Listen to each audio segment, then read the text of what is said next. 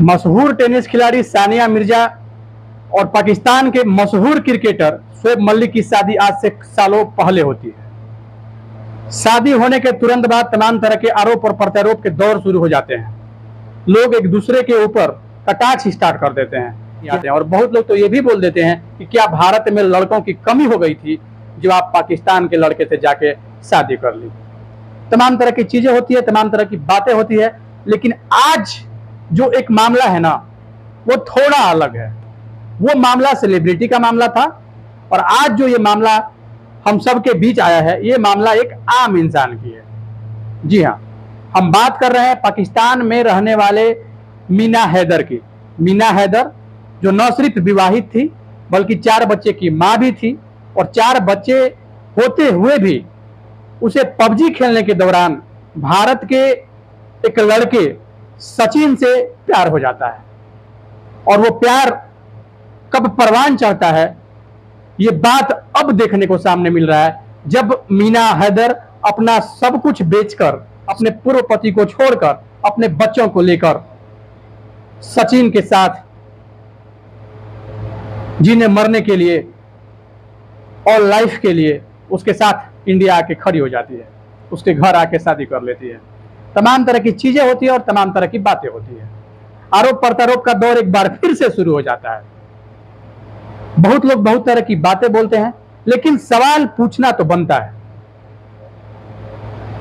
मामला न सिर्फ प्रेम प्रसंग का है, मामला न सिर्फ 2 मुल्क का है, बल्कि मामला है एक वैसे 2 मुल्क का जिस 2 मुल्कों के बीच का जो रिश्ता है वो क्या है किसी से छिपा हुआ नहीं है। दोनों देश के लोग मरने और मारने के लिए तुरंत ललायत हो जाते हैं। जो दोनों के सैनिक हैं आपस में एक दूसरे के साथ हमेशा लड़ने, मरने और मारने के लिए तैयार रहते हैं। दोनों देश का माहौल इस हद तक खराब है, दोनों देश के प्रति नफरत का बाजार इस हद तक गर्म है, यहां तक कि क्रिकेट भी नहीं होता है। भारत और पाकिस्तान के बीच क्रिकेट नहीं हो सकता है। यहां तक कि पाकिस्तान में अगर क्रिकेट हो रहा है, पाकिस्तान की अगर मेजबानी हो रही है और वो मैच अगर पाकिस्तान में हो रहा है तो वहां इंडिया खेलने नहीं जा सकती है।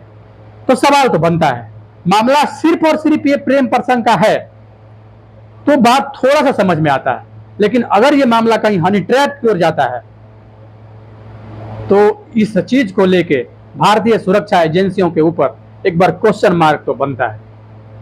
और सबसे बड़ा क्वेश्चन मार्क ये है कि मीना हैदर जिस बेबाकी के साथ अपनी बात को रख रही है, जिस प्रमुखता से, जिस गंभीरता से, जिस बेबाक अंदाज से अपनी बात को रख रही है मीडिया के सामने, उस बात से तो ये क्लियर होता है कि कहीं ना कहीं ये मामला हनी ट्रैप की ओर तो नहीं जा रहा है। कहीं उस लड़के को, उस भोले भाले लड़के सचिन को ढाल बनाकर कहीं उसका उद्देश्य कुछ वैसे बड़े लोगों तक तो पहुंचने का नहीं है। ये सवालिया निशान आज भी देखने को और सुनने को मिल रहा है।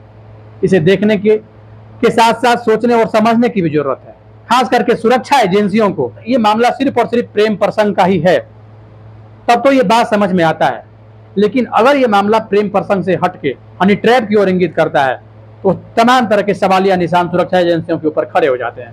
और जिस चीज से सुरक्षा एजेंसियों को भागने की जरूरत नहीं है और उन्हें इस चीज का जवाब देने की जरूरत है। मेरा एक बार फिर से विनती है कि आप इस सारे घटनाक्रम को बड़े ही गंभीरता से और बड़े ही प्रमुखता से लें और घटना के तह तक जाकर उस घटना की जो भी चीजें निकल के सामने आएंगी उस चीज को संपूर्ण जनमानस के ऊपर रखने का काम करें। क्योंकि भारत का हर एक नागरिक जानना चाहता है कि जिस देश का रिश्ता इतना खराब है, जिस देश का रिश्ता इतना खराब है कि वहां क्रिकेट नहीं हो सकता है, वहां इंडियन टीम क्रिकेट खेलने जा नहीं सकती है, और वहां से एक विवाहित लड़की सब कुछ बेचकर 4 बच्चे को लेकर भारत आके शादी कर लेती है और भारत में ही रहने के लिए, संपूर्ण जीवन एक दूसरे के साथ रहने के लिए कमिटेड हो जाती है। सवाल तो बनता है और इस सवाल को जवाब देने का काम भारतीय सुरक्षा एजेंसियों को करना पड़ेगा। इस संपूर्ण घटनाक्रम को आप अपने अंदाज से वेरीफाई कीजिए और अगर मामला प्रेम प्रसंग का है तब तो क्षम है, लेकिन अगर ये मामला प्रेम प्रसंग से हटकर कहीं ये मामला हनी ट्रैप की ओर जा रहा है तो इस चीज को लेकर आपको जवाब संपूर्ण देशवासियों को देना पड़ेगा। और सबसे बड़ा सवालिया निशान तो ये है कि इतनी सुरक्षा मुस्तैद होती है बॉर्डर पे, और बॉर्डर पे सुरक्षा मुस्तैद होने के बाद भी 4 बच्चों को लेके वो इंडिया कैसे आ जाती है? क्या उसे वेरीफाई नहीं किया जाता है? और न सिर्फ इंडिया आती है बल्कि शारजाह और नेपाल होते हुए दिल्ली आ जाती है। दिल्ली का जो ग्रेटर नोएडा है वहां के रहने वाले सचिन के साथ शादी भी करती है और एक दूसरे के साथ ऑल लाइफ रहने के लिए कमिटेड हो जाती है। ये सवालिया निशान, ये क्वेश्चन मार्क तो बनता है। और जब सवालिया निशान जब बनता है ना, तो हमारा काम भी बनता है कि हम इस चीज को लेके आप सबको अवेयरनेस करें, आप सबके ऊपर इन सब बातों को आपके सामने रखें, ताकि क्या संपूर्ण घटनाक्रम हुई है इस बात को लेके आप अपनी अपनी बातों को सामने रख पाएं। तमाम तरह की चीजें होंगी, तमाम तरह की बातें होंगी, अभी ये मैटर चलेगा भी, और तमाम तरह के लोग अलग अलग अपना बयान भी दे रहे हैं, इस मामले को लेकर अपनी बातें रख रहे हैं।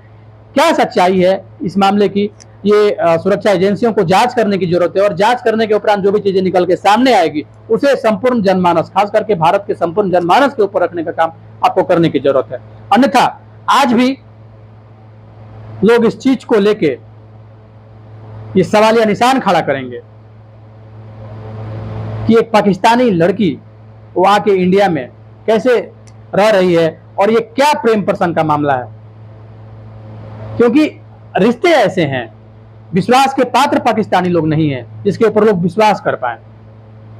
लव हालांकि विश्वास करने की चीज होती है, लेकिन हो सकता है कि जो मामला है इस मामले को बहुत सारे लोग माने भी ना। और क्यों माने? क्योंकि विश्वास वाला काम कभी पाकिस्तान आज तक किया ही नहीं है। और जब विश्वास वाला काम नहीं किया है तो हो सकता है एक लड़की को ढाल बना के कुछ ना कुछ वो बड़ा करने के फिराक में हो और मोहरा बना लिया गया हो सचिन को। ये भी बातें निकल के हो सकता है कि सामने आ जाए। लेकिन क्या सच्चाई है, क्या रियलिटी है, क्या फैक्ट है, इन सब चीजों को जांचने की, परखने की और संपूर्ण चीजों को वेरीफाई करके संपूर्ण जनमानस के बीच लाने की जरूरत सुरक्षा एजेंसी की है।